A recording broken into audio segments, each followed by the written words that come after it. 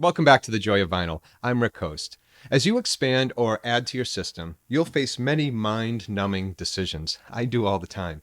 It's hard to remain satisfied with what you have when you know a small tweak here or there could improve your sound. The thing is, those little tweaks cost money, and they add up over time. When I rediscovered my Joy of Vinyl, the first thing I did was buy an entirely new setup. That was a few years ago, and I've swapped out turntables, upgraded speakers, and added components.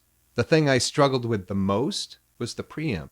I went from a built-in preamp to a separate solid-state one. My current preamp, right over here, is a tube model. I've even swapped out or rolled the tubes for a better sound. It never ends. But what's the difference between a solid-state and a tube? Which sounds better? I can't tell you what will sound better to you, but I can help you with what they are and how they are different. So let's check it out. Before the world was introduced to the transistors, it was ruled by tubes. Tubes could be found in radios, guitar amps, and televisions. Today, tubes, the ones that we care about, are mainly found in guitar amps and audio equipment. But why? And why are they still around when solid-state transistor models are less expensive and more readily available? Plus, solid-state models are relatively carefree when it comes to maintenance. There's less to care about. You would think tubes would be a thing of the past. Well, the distant past. Now, to understand this, we have to dig a little deeper into why tubes remain popular and what they actually are. To begin with, well, they're tubes. I know, stating the obvious. To keep things simple, tubes control the flow of electric current in a vacuum. Plates, or anodes, capture electrons which are released when a cathode is heated. The flow is controlled by the voltage applied. The reason this is all contained in a vacuum is so that the electrons can flow without resistance. Now that's an extreme simplification, but it'll have to do for now. A transistor, usually made of silicone, passes a signal from one pair of terminals to another to produce a stronger output signal, thus the amplification or gain. It's simple, easy to manufacture, and can be extremely small.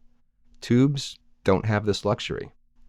In preamplification, the preamp boosts the low output signal from your turntable's cartridge before it passes it on to the next component, either an amplifier or a pair of powered speakers. So, if the solid-state preamp and the tube preamp basically do the same thing, why the difference? Sure, they use different technologies to do it, but it's a signal. Where does the differences come in, and do we actually hear them? Well, we do. This is where the facts end and subjectivity comes in. Proponents of tube preamps are quick to point out that a tube preamp has a warmer sound and that the music has a smoothness to it that a solid state lacks. Tubes are also prone to slight distortion, which creates subtle harmonic tones. Now, I've talked about the secret ingredient, or umami, of vinyl in the past. Tube preamps add an extra ingredient with these harmonics. Another thing often cited by enthusiasts is a thing called holographic effect. It's described as creating the illusion that you are in the same room as the musicians, with space being added between them. I've noticed this effect myself, and it's enhanced by proper speaker placement. Something you can replicate with solid state as well, but it's missing something. Is that something better? Again, it's up to the listener. One thing that can't be replicated is the tube's warm glow when the lights are down.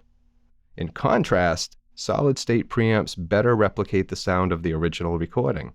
Just as tube preamps do, solid-state preamps boost the sound and employ the RIAA equalization curve. The signal isn't influenced by distortion and is often described as being cleaner. So let's set the subjective listening experience aside and list out some more facts. We'll start with solid-state preamps. Solid-state preamps are less expensive, require less maintenance, and are ready to go the moment you turn them on. What is meant by number 3? Well, you'll see in a moment.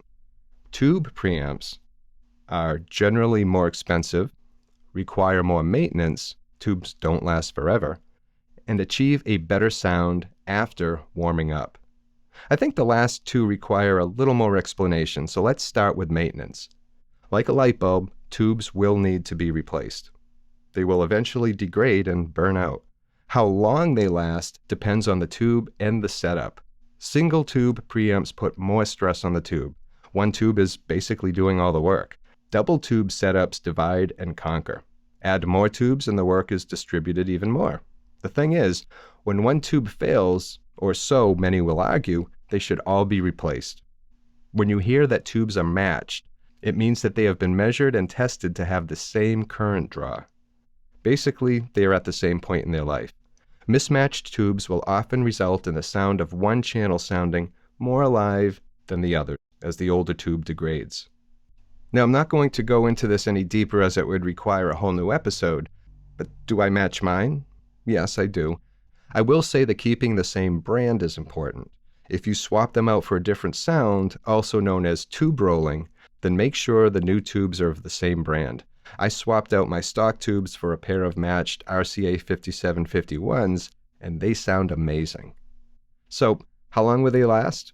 Well, I've read anywhere from 1,000 to 10,000 hours, and that really depends on the tube. Many preamps use 12AX7 tubes, and they lean towards the 10,000 range, 10,000 hour range. Since 1 year equals 8,765 hours and some change, those tubes should last a long time, unless you leave your preamp running constantly, which isn't advisable anyway as they do run very hot. Next up is burn-in and warm-up time. Burn-in time is the amount of time it takes for the tubes to achieve optimal sound. Again, you'll hear varying times, but 48 hours is the average. They also sound better after they've been given a chance to warm up.